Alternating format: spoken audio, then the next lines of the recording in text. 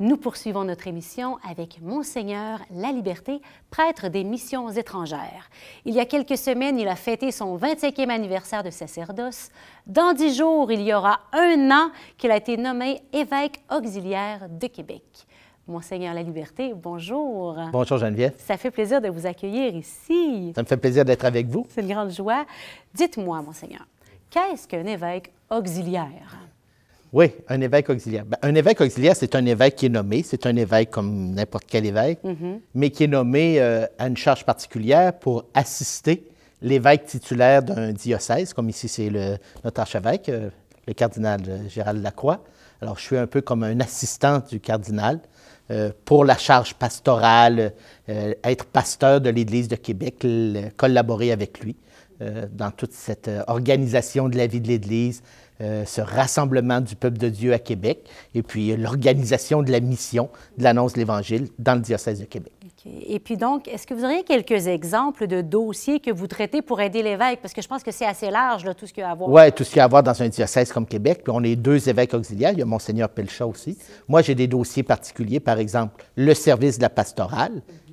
On a une directrice, mais c'est quand même moi qui est l'évêque répondant pour le service de la pastorale. Donc, avec Marie Chrétien, qu'on a reçu en début d'émission. C'est ça, qui est la directrice. Alors, mais moi, je suis l'évêque répondant pour ce service-là. La pastorale jeunesse, la pastorale des vocations, la pastorale des malades aussi, ça me revient. Les mouvements d'Église qu'il y a dans le diocèse de Québec, le renouveau charismatique, tout ce qui regarde le diaconat permanent, ça me regarde aussi.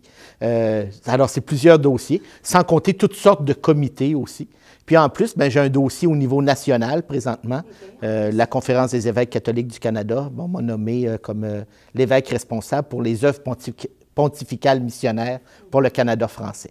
Alors, ça occupe le temps. Fait qu'à chaque semaine, votre horaire est bien chargé. Bien chargé. Ces temps-ci, par beaucoup de réunions en Zoom, visioconférence, mais c'est assez chargé. La to-do list est assez longue. Vous parliez, puis j'étais essoufflée, là. Dis-moi, nous allons approfondir 2 dossiers cette semaine. Noël s'en vient. Oui. Comment le célébrer autrement cette année avec la pandémie? C'est justement une grosse question qu'on se posait au service de la pastorale. Alors, avec Marie Chrétien, puis avec des gens qui travaillent au service de la pastorale, il y a une réflexion qui s'est faite là-dessus. Premièrement, le service de la pastorale va organiser des maisonnées. Hein, c'est une de nos orientations pastorales pour l'année. Organiser des maisonnées pour se préparer à Noël, pour l'Avent.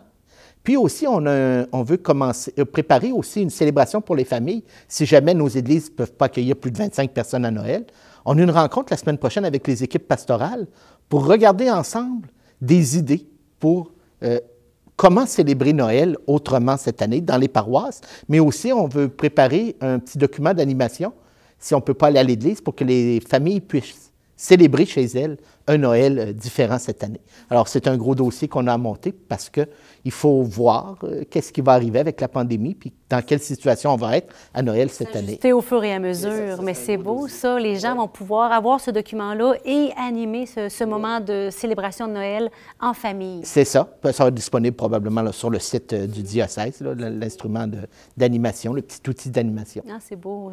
Quels sont les enjeux actuels? Bien, présentement, on fait une grande réflexion au niveau diocésain. On appelle ça, on dit même que c'est un discernement, parce que le personnel diminue, le nombre de prêtres diminue, il n'y a pas beaucoup de relève. Même les agentes pastorales, au niveau des agentes pastorales, ça diminue. Puis on se dit comment on va pouvoir assurer l'accompagnement des communautés sur un territoire avec moins de monde. Et puis ce qu'on se rend compte, c'est que présentement, on va peut-être être appelé à agrandir les territoires. On a regroupé des paroisses. Bon, ça, on ne regroupera plus de paroisses, mais peut-être que le territoire desservi par une équipe pastorale est appelé à s'agrandir. Alors, il faut repenser parce qu'on ne pourra plus travailler de la même façon, ayant des territoires plus grands. Alors, ça va nous amener à revoir aussi comment on entre en contact avec les gens, comment on accompagne les gens quand on a un plus grand territoire. Comment réorganiser tout ce travail-là. Alors, c'est un gros chantier qu'ont fait l'équipe des nominations, du comité des nominations, présidé par Monseigneur Pelchat, mais aussi avec les équipes pastorales déjà en place. Et on veut aussi joindre à ça des gens des communautés chrétiennes pour qu'ensemble, en Église, on discerne et on voit vers où on s'en va pour continuer à être fidèle à notre mission qui est d'annoncer l'Évangile sur le territoire du diocèse de Québec, mais de façon différente parce que le contexte nous y amène et il faut revoir, il faut évaluer, il faut discerner, il faut se mettre en marche. Mettre en marche parce que c'est tout un chantier. Tout un chantier. Bien, merci de faire ça. Hein. On va prier pour vous, que l'Esprit Saint continue de vous inspirer parce que c'est un beau, grand chantier qui va influencer l'avenir, évidemment, mais on va ensemble entrer confiants, plein d'espérance. C'est ensemble qu'il faut le faire parce que c'est un discernement d'Église. Si on veut qu'il y ait le plus de gens qui soient impliqués ou engagés le plus possible dans cette grande démarche. Grand merci, Monseigneur Laliberté, de nous avoir rejoints sur le plateau de Lumière du Monde. On se dit à bientôt. À bientôt, j'espère. Oui.